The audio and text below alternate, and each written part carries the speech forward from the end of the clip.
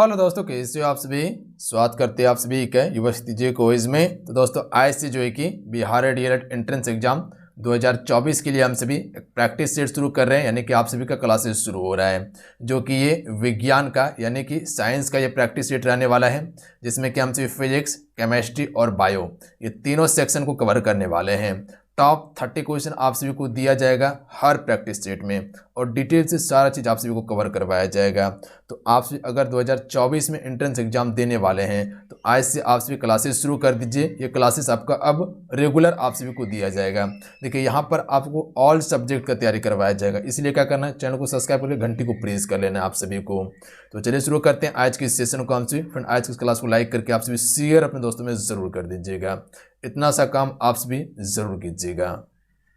और देखिए आप सभी को बताना चाहते हैं, जो भी एप्लीकेशन पे क्लासेस ज्वाइन करना चाहते हैं जाके ज्वाइन कर सकते हैं। आप सभी के लिए क्लासेस शुरू कर दिया गया है 2024 प्रवेश परीक्षा यानी कि एंट्रेंस एग्जाम्स के लिए, जहां पर आप सभी को थ्योरी क्लास कवर करवाया जाएगा टॉपिक वाइज। तो अगर आप भी 100% सफलता पाना चाहते हैं तो जाइए क्लासेस को ज्वाइन कीजिए और तैयारी करना शुरू कर दीजिए। देखिए यहाँ क्या क्या मिलेगा आप सभी को, तैयारी आपको संपूर्ण करवाया जाएगा। टॉपिक वाइज क्लासेस हैं, इसमें नोट्स भी अवेलेबल करवाया गया है, प्लस में ऑनलाइन टेस्ट जो आपका सीबीटी होता है उस तरह से टेस्ट आपको प्रोवाइड किया जाएगा, प्लस में ई बुक दिया गया है। और इसमें प्लस में क्या है कि जो भी अभी तक में प्रीवियर क्वेश्चन हो चुका है वो सारा प्रीवियर क्वेश्चन आपको देखने के लिए मिलने वाला है। हर सब्जेक्ट का ई बुक आपको अवेलेबल करवाया गया, प्लस में जो VVI नोट्स है वो भी आपको प्रोवाइड कर दिया गया है। तो अगर आपका 2024 में एक सीट पक्का करने का सपना है सरकारी कॉलेज में, चाहते हैं कि 20 से 25 हज़ार में मेरा सरकारी कॉलेज में एक सीट हो जाए, तो अभी से तैयारी करना शुरू कर दीजिए और बिल्कुल रणनीति के साथ में तैयारी कीजिए। तो जाइए आपसे ज्वाइन कीजिए। ज्वाइन कैसे करना है, लिंक डिस्क्रिप्शन में दिया हुआ है एप्लीकेशन का, प्लस में कमेंट बॉक्स में पिन कर दिए हैं। इसके अलावा वीडियो भी बना हुआ है कि कैसे ज्वाइन करना है, उसको देख लीजिएगा तो आसानी हो जाएगा। तो जाइए ज्वाइन कीजिए, आप सभी तैयारी करना शुरू कर दीजिए। क्लासेस आप सभी का शुरू हो चुका है। तो चलिए क्लास को हम सभी शुरू करते हैं। आज की सेट का फर्स्ट क्वेश्चन है। फर्स्ट क्वेश्चन ये बन रहा है कि प्रकाश संश्लेषण में वायुमंडल से पादपों द्वारा किस गैस को अवशोषित किया जाता है। देखिए अगर इन सेट में किसी भी क्वेश्चन का आंसर पता हो तो अपना आंसर आप सभी नीचे कमेंट बॉक्स में बता सकते हैं। देखिए आप सभी को बताते हैं कि जितना क्वेश्चन है क्वेश्चन का आंसर कम से कम आप सभी लिखा कीजिए। जिस क्वेश्चन का आप सभी आंसर लिख देते हैं वो प्रॉपर क्वेश्चन आपको याद हो जाता है, प्लस में उसका आंसर याद हो जाता है। तो ये चीज पे गौर कीजिएगा आप सभी। चलिए बताएंगे आप सभी। तो फ्रेंड आप सभी को पता होंगे, जब अवशोषण करने की बात किया जाए तो कार्बन डाइऑक्साइड अवशोषित किया जाता है, ध्यान रखिएगा। ऑप्शन नंबर सी इसका राइट आंसर रहेंगे, ध्यान रखिएगा आप सभी। ये चीज क्लियर है। अगर छोड़ने की बात किया जाए तो वो क्या छोड़ेगा, ऑक्सीजन छोड़ेगा। कार्बन डाइऑक्साइड अवशोषित करता है, ऑक्सीजन को क्या करता है, छोड़ता है, ध्यान रखिएगा। प्रकाश संश्लेषण के दौरान कौन करता है, पौधा करता है। तो ये चीज क्लियर है आपका। देखिए इसी वीडियो में सारा क्वेश्चन को याद करने का कोशिश कीजिएगा, क्योंकि समय आपको उतना नहीं है, ध्यान रखिएगा आप सभी। अगला है तांबे का गलनांक डैश होता है। ऐसा नहीं करना है कि पहले इसको कॉपी में नोट कीजिएगा उसके बाद याद करिएगा, तो ऐसा बिल्कुल नहीं करना है आपको। इसीलिए आपको इसी वीडियो में सारा चीज याद करते चल जाना है और कोशिश करेंगे इसी वीडियो में सारा क्वेश्चन आपको याद करवा दिया जाए। तांबे का गलनांक जो होता है वो कितना होता है, तो राइट आंसर ऑप्शन में भेजेंगे 1085 डिग्री सेल्सियस तांबे का गलनांक होता है। तो ऑप्शन में बी राइट आंसर रहेंगे, ध्यान रखिएगा। अगर आपसे इसे पूछ लिया जाए कि टंगस्टन का गलनांक जो होता है वो कितना होता है, तो ध्यान रखिएगा 3380 डिग्री सेल्सियस जो है टंगस्टन का गलनांक होता है। अगर क्वेश्चन पूछ लिया जाए कि कॉपर का जो गलनांक होता है वो कितना होता है, तो ध्यान रखिएगा आप सभी 1085 डिग्री सेल्सियस कॉपर का गलनांक होता है, याद रहेगा आपको। अगर वही क्वेश्चन पूछ लिया जाए कि गोल्ड का जो गलनांक होता है यानी कि सोना का जो गलनांक होता है वो कितना होता है, 1063 डिग्री सेल्सियस होता है, याद रहेगा। अगर क्वेश्चन पूछ लिया जाए कि सिल्वर का गलनांक जो होता है वो कितना होता है, तो ध्यान रखिएगा आप सभी 951 डिग्री सेल्सियस होता है। अगर क्वेश्चन आपसे इससे पूछ लिया जाए कि एल्युमिनियम का कितना होता है, तो एल्युमिनियम का आपका 659 डिग्री सेल्सियस होता है। तो इतना फैक्ट को जरूर याद रखिएगा आप सभी। अगला क्वेश्चन कर लेते हैं। गन्ना की चीनी का आणविक सूत्र डैश है, तो इसका आणविक सूत्र क्या है, तो राइट आंसर ऑप्शन में हो जाएंगे C12H22O11 होगा, ध्यान रखिएगा आप सभी। फिर से एक बार रिपीट कर देते हैं, C12H22O11 हो जाएंगे गन्ना की चीनी का आणविक सूत्र। अगला क्वेश्चन देखिए, क्वेश्चन नंबर 4 ये बन रहे हैं कि निम्नलिखित में से कौन सा रक्त संचार में मदद करता है। रक्त संचार में कौन जो है कि मदद करता है। तो याद रखिएगा लसिका कोशिका जो है कि फ्रेंड ये क्या करता है, रक्त संचार में मदद करता है। तो इसका ऑप्शन में ए राइट आंसर हो जाएंगे लसिका कोशिका। याद रहेगा, ए करेक्ट आंसर है। देखिए फ्रेंड वीडियो को लाइक जरूर कीजिएगा, आपका एक लाइक मोटिवेट कराता है। तो इतना सा काम आप सभी जरूर कीजिएगा और चैनल को सब्सक्राइब करके घंटी को प्रेस कर लीजिएगा, क्योंकि यहाँ आपको कंप्लीट तैयारी करवाया जा रहा है। शुरू से हर सब्जेक्ट का क्लासेस आपको दिया जा रहा है। खगोलीय दूरी को मापने के लिए सही इकाई कौन सी है। तो देखिए खगोलीय दूरी को मापने के लिए जो हम सभी इकाई का प्रयोग करते हैं उसका नाम है प्रकाश वर्ष। ध्यान रखिएगा आप सभी, option number B right answer हो जाएंगे।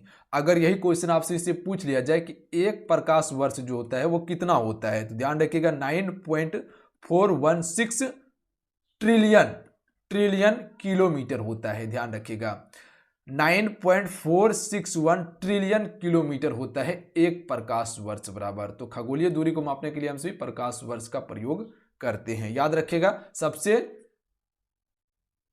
बड़ी दूरी होता है प्रकाश वर्ष। अगला है वनस्पति विज्ञान डैश का अध्ययन है। तो वनस्पति विज्ञान जो है यह किसका अध्ययन है, पौधों के जीवन का अध्ययन है। तो ऑप्शन नंबर डी इसका राइट आंसर है। पौधों के जीवन का अध्ययन है या पादपों के जीवन का अध्ययन है, कोई भी ऐसा ऑप्शन देखने के लिए मिले आपको टिक करना है, पौधा रहे या पादप रहे। ध्यान रखिएगा आप सभी। अगला क्वेश्चन देखिए, जो हवा हम सांस के द्वारा लेते हैं वह गैसों का मिश्रण होती है। मिश्रण में निम्नलिखित में से कौन सी गैस प्रतिशत में अधिक है। जो हवा हम सभी अंदर लेते हैं सांस के रूप में वो क्या है, गैसों का एक मिश्रण है, पर सबसे अधिक जो हम सभी सांस लेते हैं वो क्या चीज का लेते हैं। तो ये हम सभी क्या लेते हैं, नाइट्रोजन लेते हैं। ध्यान रखिएगा आप सभी, क्योंकि आप सभी को पता होंगे कि वायुमंडल में सबसे अधिक मात्रा में जो गैस है विद्यमान वो कौन सा है, नाइट्रोजन है 78%। ध्यान रखिएगा आप सभी। ऑक्सीजन कितना प्रतिशत है, 21% ऑक्सीजन है। ध्यान रखिएगा। कार्बन डाइऑक्साइड की बात किया जाए तो 0.03% पाया जाता है वायुमंडल में। अगला क्वेश्चन देखिए, अगला क्वेश्चन ये बन रहा है कि निम्नलिखित में से कौन से प्राथमिक रंग हैं। चलिए क्वेश्चन में 8 के लिए आपसे राइट आंसर बताएंगे। इस क्वेश्चन का राइट आंसर क्या हो जाएगा, प्राथमिक रंग कौन सा है। तो आपसे को बताओगे प्राथमिक रंग जो होता है वो लाल, हरा और नीला होता है। ध्यान रखिएगा। और बाकी बात जितने रंग हैं इसको मिलाकर बनाया जाता है। जैसे कि अगर हम बात करें कि लाल और हरा को मिला देंगे तो ये पीला बन जाता है। याद रखिएगा आप सभी, लाल और हरा को मिला दीजिएगा तो पीला बन जाता है। उसी प्रकार से मिला के ही रंग बनाया जाता है, पर प्राथमिक रंग में लाल, हरा और नीला ही है। अगला क्वेश्चन देखिए, टाफाइड जो होता है फ्रेंड ये किस कारण से होता है। तो आप सभी को पता होंगे टाफाइड जो होता है वो जीवाणु के कारण से होता है। Option number C correct answer रहेंगे।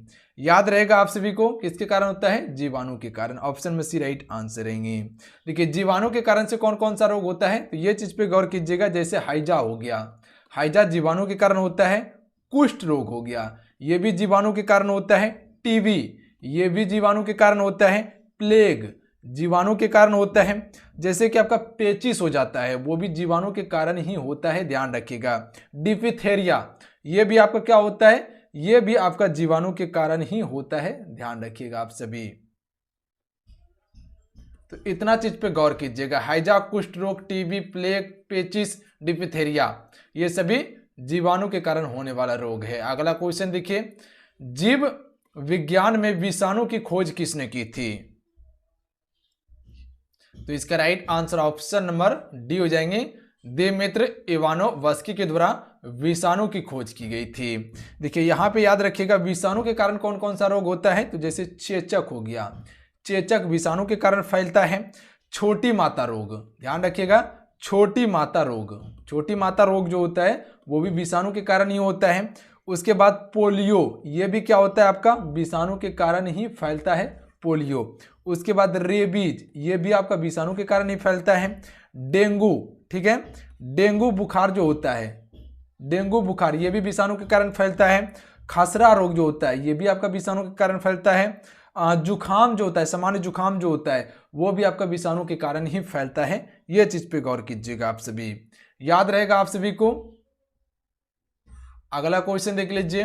अगला क्वेश्चन है अम्लीय वर्षा का पीएच मान कितना होता है। तो देखिए अम्लीय वर्षा का पीएच मान जो होता है वो 5.6 से कम होता है, तो ये इसका राइट आंसर है, ध्यान रखिएगा। देखिए अगर पीएच स्केल 7 पर आता है तो उसे हम सभी उदासीन कहते हैं, ध्यान रखिएगा आप सभी। आप सभी को पता होना चाहिए कि पीएच मापने का जो प्रयास होता है ये 0 से लेके 14 तक होता है। 7 जब आता है तो वो उदासीन रहता है, और 7 से कम अम्लीय होता है, और 7 से अधिक क्या हो जाता है, क्षारीय हो जाता है। तो ध्यान रखिएगा, पानी नापने का काम करता है अम्लता और क्षारीयता को। अगला है गर्मियों में हल्के रंग के कपड़े पसंद किए जाते हैं, क्योंकि क्यों किए जाते हैं हल्के रंग का कपड़ा पसंद गर्मियों में पहनना। तो हम सभी कह सकते हैं हल्के रंग उष्मा के बुरे अवशोषक होते हैं, ध्यान रखिएगा आप सभी। इसीलिए जो है कि गर्मी के सीजन में हमें हल्के रंग का कपड़ा पहनने का सजेशन दिया जाता है, ध्यान रखिएगा। क्योंकि हल्का रंग का जो कपड़ा होता है वो क्या करता है, उष्मा को परावर्तित करता है। अगला क्वेश्चन देख लीजिए। एक ध्वनि तरंग की प्रबलता डैश द्वारा निर्धारित की जाती है।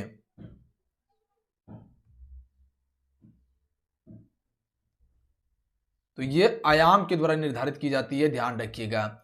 एक ध्वनि की प्रबलता आयाम के द्वारा निर्धारित की जाती है फ्रेंड। अगला क्वेश्चन देख लीजिए। निम्नलिखित में से कौन सा सूक्ष्म पोषक तत्व मिट्टी में मौजूद होता है और जो पौधों की वृद्धि के लिए आवश्यक है।